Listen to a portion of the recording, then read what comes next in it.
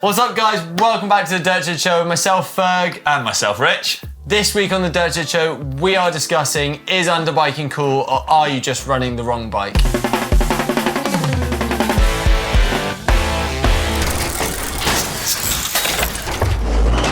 So Rich, you've just got back from the Alps where James, our resident XC specialist, took on the Leger World Cup downhill track. Yes, he did.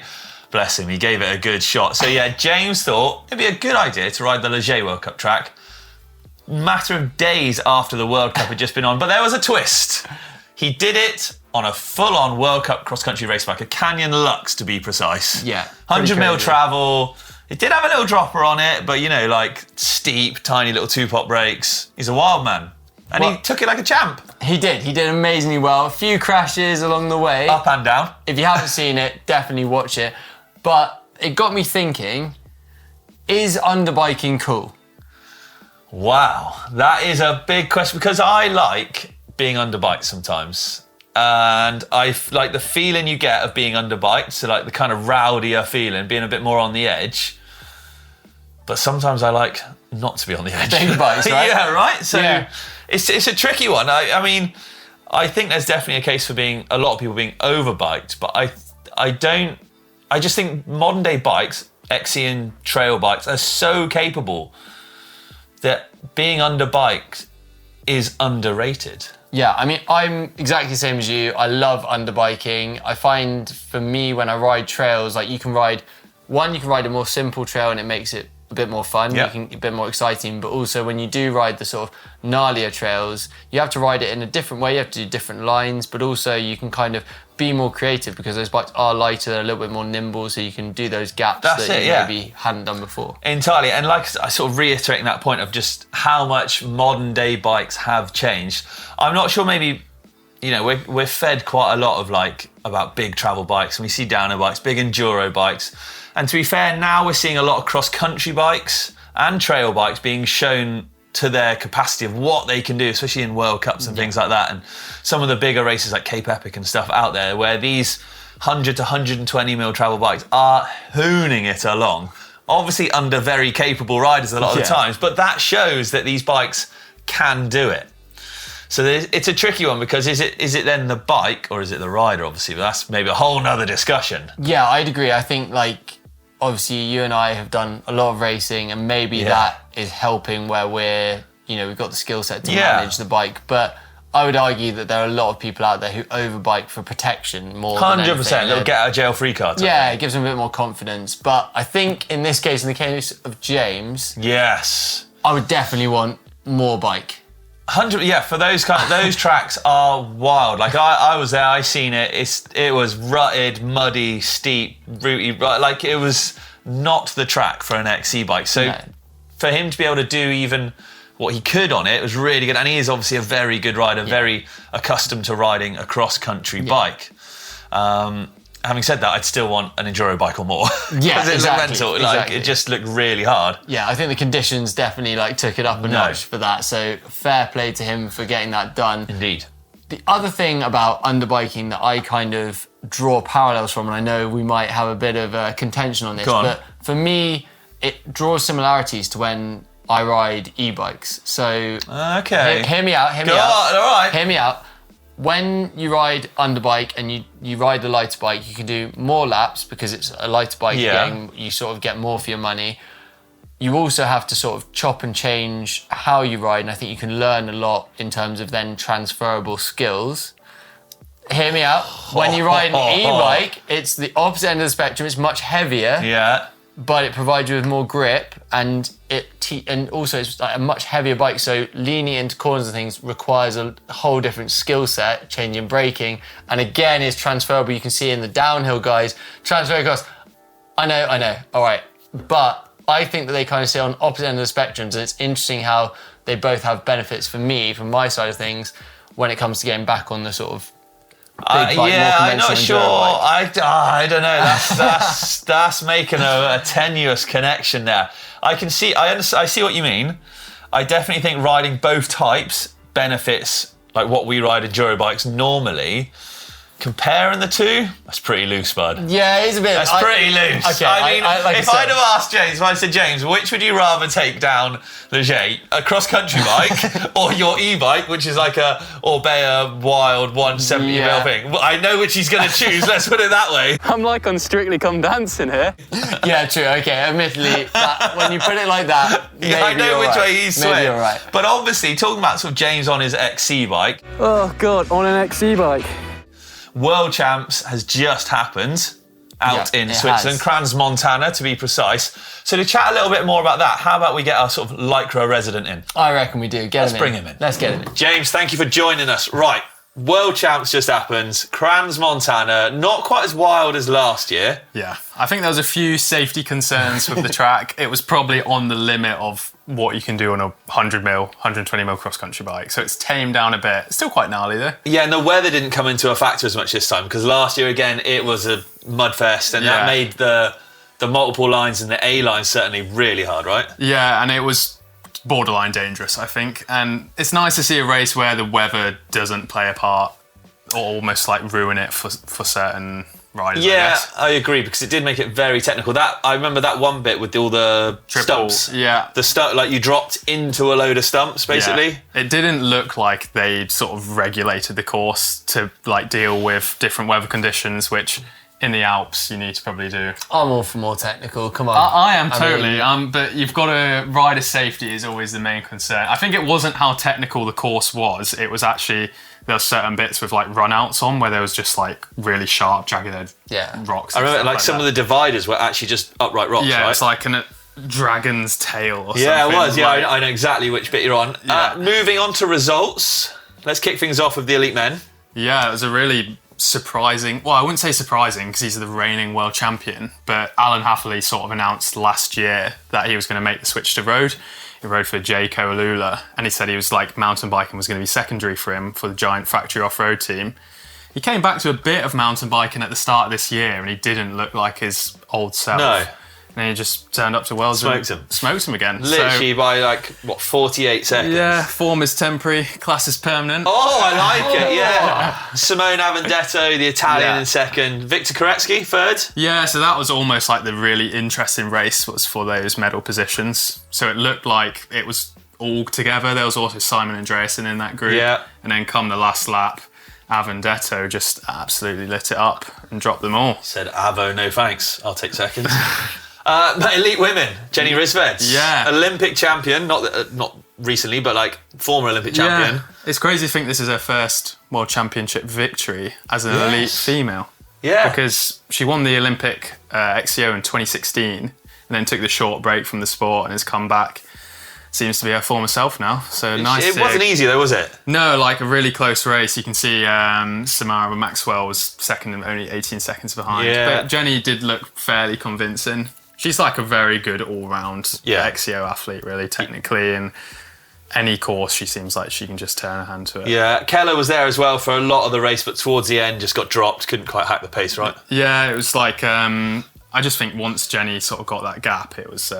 everyone was just That fine. was it. Yeah. Yeah, she ran away. A fairly uneventful race, actually, in the women's. Yeah, like it wasn't, like, same with the men. It's like once Alan got his minute, you sort of knew he was going to win it, but... They almost looked like they sat up and just were like, well, he's gone, so battles for second, really. Yeah, and it's kind of similar in the women's, I guess. Yeah. But a really impressive ride for Evie Richards as well in fourth place. Yeah, good. Quick under-23 men's. Yeah, I didn't watch the under-23 men's, so I don't have much feedback to give, but impressive ride by Finn Treadler. I don't know how you say his name. They're close enough.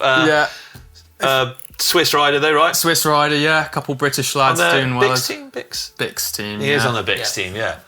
Yeah, Isabella Holmgren taking the under-23 women's gold medal as well with a pretty commanding lead on that one. Yeah, she looks like she'll be a really good rider once we see her in her lead. It's 2-minute gap in an XCO race is no joke. Monstrous. Yeah. Nice. All right, dude, well, look, we've... got some more stuff to talk about. So we have to kick you out. All right, I'll see you in a bit. All right, buddy. Thank you Cheers. very much. Cheers, James. Right, as James leaves us, on with the show.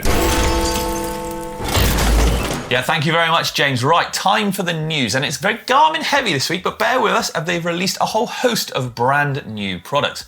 First up, we've got the Fenix 8 Pro and Fenix 8 Pro Micro LED. Now, this is got a much brighter screen or a much brighter output, but also is able to reduce battery wear and tear. So essentially a longer battery life of it. But the main points here are the incorporation of its InReach capabilities. Now, this is Garmin's kind of emergency situation, kind of beacons, messaging, calling. And it essentially means you can do this now via their LTE satellite system without needing your phone. Yes, you can actually contact your loved ones. Ferg, help, I'm stuck. And I don't need my phone to do it. And hopefully he will come and rescue me. Yeah, I'm sure I will. And moving on, we have the Edge 550 and 850. These are updated head units from Garmin. They include a higher resolution screen and also an increased battery life, along with introduction of new profiles, the Enduro profile and the downhill profile, that go together perfectly with its 5Hz system. This gives you super accurate data and allows you to sort of track line choice and things like that, along with the addition of timing gates, which allows you to set individual timing gates down a hill and get your split times. So lots of new features and very exciting. Yeah, and if you were real fancy, you can pair them up with the new Rally Power Meter pedals. They've got a new updated version of their mountain bike Rally pedal, which has got a whole host of features. Now, there are two versions available, the XC110 and the XC210. You've either got a single sensor or dual sensor, so kind of giving you slightly more accuracy, if you like, and being able to tell what power is coming out of what leg. Get it? What? You liked that, I can tell. Both are SPD compatible, of course, as well.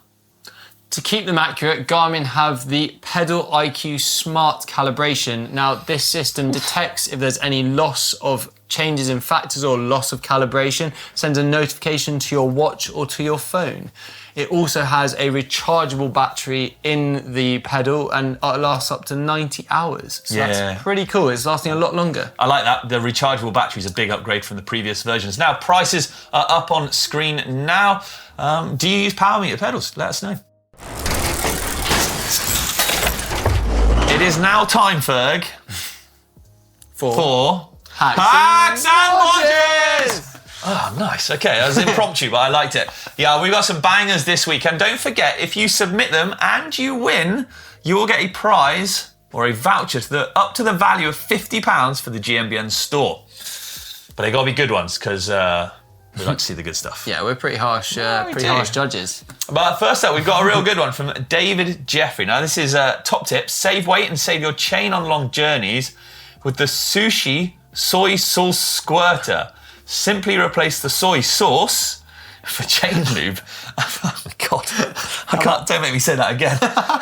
It's actually really good though. Yeah, but it's such a tongue twister. I know. That is such a hack. I love it. That is actually pretty clever. I would use that for like multi-day stuff now. I mean, just carrying it in general. Like on a hot day, just midday lube, it's mint. Yeah, nice, David. That's a strong start. Next up, we've got James King with a homemade bike stand. Now, I quite like the looks of this.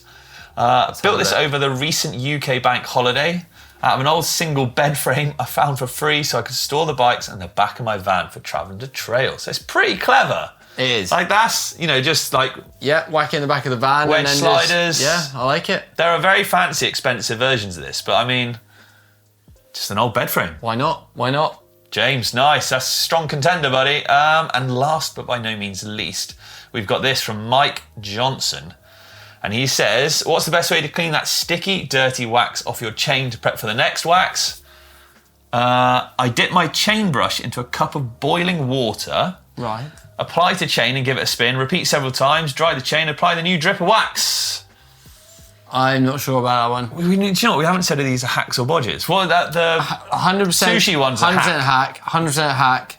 And then bit of a bodge. I think you've got Petey's degree, so you could always just. Oh, nice, smooth. I like that. So who are we going to pick as our winner? It's got to be the lube, surely. David Jeffrey. Soy lube. I love it. It's good. Congratulations, buddy. Don't forget, send us your details to claim your prize. And as always, the uploader is linked down below. Please send in your hacks and bodges because, well, they've set the bar pretty high and we would love to see what you got. Okay, Rich, moving on to things we like this week. first up, kicking things off, we have Woolly Fest. William Roberts, have you seen it? I've seen snippets of it. It looks mad. That wooden kicker is insane. I can't even imagine. Huge. I can't even imagine going up in the air. We were looking at in the office that big extended Superman. Was it Superman seat grab or Superman? So it was just monstrous. Like insane. Yeah. And over that lake, that backdrop. Imagine my having that God. photo in your back room. Yeah, I would. I'd have it. I'd have wallpaper if that Everywhere. was me. Yeah, it'd just be done That'd on a be it. bedspread and stuff. Yeah. Yeah, that was cool. I like that. Another one. We're going more low-key, grassroots. The X Enduro down on Exmoor in the UK. Just low-key, multi-day enduro race. Just looked really fun. Quintessentially essentially British with like tea and sandwiches for lunch at an enduro race. It just looks really fun. A scone or a scone? What are you, a scone or a scone? I'm a scone. man? I'm a scone. Yeah, I'm a scone man as well. Are you jam then cream or cream then jam? Cream then jam. Yeah, I am too, actually. Yeah, but it just looked good. I liked it. And another thing I liked, obviously a little bit of moto in it. Reece Wilson back on it. On the pipe. Getting, better, just ragging it around on a TCR, dragging some bars, some ruts, just good fun on a motorbike. Yeah, some just good, cool things this week. That is We what need to get like. out on the moto soon. We do, bud, before the weather changes. Exactly. Yeah, there we go. Right, moving on. Third, time for Caption Contest, where... Hold on. They can win a prize up to the value of £50 in the GMBN shop if your caption is chosen. Now, last week's picture was this. Poor old James. Poor James. If only you knew, and you will soon enough. But we got some great captions that come in using the hashtag Caption Contest in the comments down below. Do you want to start them off? I will indeed. So Jason True said, when you take a ride and you end up getting hurt in the crown jewels, nothing worse. And it does look like that. It does. It does look like that. Yeah, Sean MC. Did the pixels for this photo fall down here? Quick explainer, this was a screen grab from an upcoming video, not a dedicated picture, but I do like that caption. It's a pretty good one. So yeah, it's good, I like that. Moving on to Cameron S523. When you try to convince your buddy that you're just fine after a massive climb when you're not actually fine at all. I mean, that was pretty much what happened. Yeah, I mean, that's pretty bloomin' accurate, that Pretty one as close. well. Yeah, all right, so what are we choosing as the winner? I like the first one. I mean, the Pixel one's good as well. It's a good play on words. What do you reckon? Jason True, 2018. When you take a ride and you end up getting hurt in the crown jewels, because it looks exactly like that. But they were all very good this week. They were all very good. Congratulations. And here is this week's picture. Wow. Little and large. Little and large. Little and large there. Yeah, let us know. Caption contest down below in the comments for your chance to win a prize. Ferg, it's time for Bike Vault. Yes, you lovely people have sent in your pride and joys, and well, we're going to review them basically. We're going to tell you whether they're nice or super nice. And first one we got is, we're starting strong. Sam Gardner, you sent in your Yeti. It's a short travel, 130 I'm guessing? Yeah, SB 130 and... Hawaiian Trails. Yeah, I mean, that's pretty cool, isn't it? That's a super nice short. Should we go for it? Instant. Yeah, the colour-coded sort of orange grips, orange decals, matching decals on the wheels. That's a very strong start. And it's an underbike central. We like it is, yeah, I suppose it is. Whereas now, we are very much overbiked. I like it. Depending on what he's riding. Christian Shu. Now, this is his new bike day, the Cube 215 in Bike Park Paganella. Paganella, yeah. Paganella. I have ridden there. Good. That is in Italy, right next to Val di Sole. That is actually pretty serious, and I can see why you would have a downhill bike. Okay, so he is not overbiked. No, he is not. And also, I really like the view. I mean, it's pretty epic. But, Christian, it's non-drive side. Yeah, okay, yeah, that's non-drive side, dude. Always drive side. So close. So nice. close. It's nice. It's nice. It's nice. I can't go super nice. Next up, a nuke proof from Sidesh Ozaka. I hope I've pronounced that right. I apologise if not. Big day out in Moab a few months ago during our trip to their trail system called Raptor Route. The Americans have cool names for their trails. They do. And Raptor they always Route. sound epic, yeah. Yeah, now, what are we saying about it? It's very stealthy. It's almost quite hard to see. Yeah. But the backdrop and the trail looks cool. So I don't really know. It just looks desert-like, doesn't it? It looks cool. So I like what are we the saying? trails. I'm going to let you choose. I'm going to go super nice. You got to ring the bell. Nice, man. Sidesh, nice work. Nice work. Oh, wow. That's a fast-looking bike. So next up, we have Simon Holhan. and he said, "Here's my Scott Scale RC custom build. like I've that. owned it a few years and just broke the habit of a lifetime and ditched Shimano for SRAM." Wow, okay. I mean, mechanical as well, I see. Yeah, so, I mean, I love it. Yeah, that's a good bike. That's a super nice. The only thing is the one-piece bar and stem. For me, I like it sometimes, but then I suppose it is on an XC bike, so it's aero. Yeah, pluses and minuses, but I think I can overlook that on this one. Yeah, I'm going to give that's this a super pretty nice. Simon, thank you very much for sending that one in. Next up, another little short travel. Is this the 120? It's the 140. Merida 140. Nice. That's from Mark Blood coming in. Where's this one to, Ferg? Where's it? It's in Canberra, in Australia, Mount Stromlo. It's got the Marzocchi Z1 up front, RockShox Deluxe Select Plus in the rear, and Raceface Atlas pedals and PT's grips. Yeah, he's got like the pump on the down tube. He looks like he's ready for a big day out. I'm quite liking this, I'll be honest. Yeah, it looks like a big mission bike, doesn't it? It does, yeah. It looks like just a good all-day trail bike, and I'm all for the big all-day trail bikes at the moment. I'm liking them. So I think I'm going to give this a super nice, because I like the colour as well. Yes. Okay, last one. What have we got, buddy? Last but not least, we have Adam Paul Mitchinson, Nice. and he has got a Bird 160, is it? Bird 0 AM with Fox 36 160s, Hope wheels, Hope Tech 4 brakes, discs, DMR bars and cranks, and Unite pedals. Wow. I mean, quite a list. It is quite a list. Where is he? Heartbreak Ridge in Aberdeenshire. Go on. Adam, good work. There's actually some strong bikes. And don't forget, the uploader is linked in the description down below. We do love to see your rides, so please do send them in. Ferg, we're getting towards the end of the show, but we have got some cool things coming up this week, don't we? Yes. So I took our resident average rider, Charlie, to the Steel City Downhill. So that's coming up, how he got on. And what's Steel City Downhill, for those who might not know? It is the ultimate UK grassroots race. It's very cool. Yeah, it is. And I went bikepacking with a twist and took my dad. Yes, Phil Payne is back on screen, people. Don't worry, not full time. But I've been bikepacking with Dad back in the summer. Oh, well, you're going to want to watch this one to see how it went, because... How did that go? I can't imagine... I've not spoken to him since. Yeah, I was going to say, I can't imagine going riding with my dad. I think that would end in tears. Yeah, I nearly did. But that's it for this week's show. Thank you very much for watching, everybody. It's been an absolute pleasure. Cheers. Thank you, buddy. Thank you very much. Should we fist bump? Yeah, we should. Boom. Catch you you guys later, next everyone. time. Oh, I liked that. Yeah.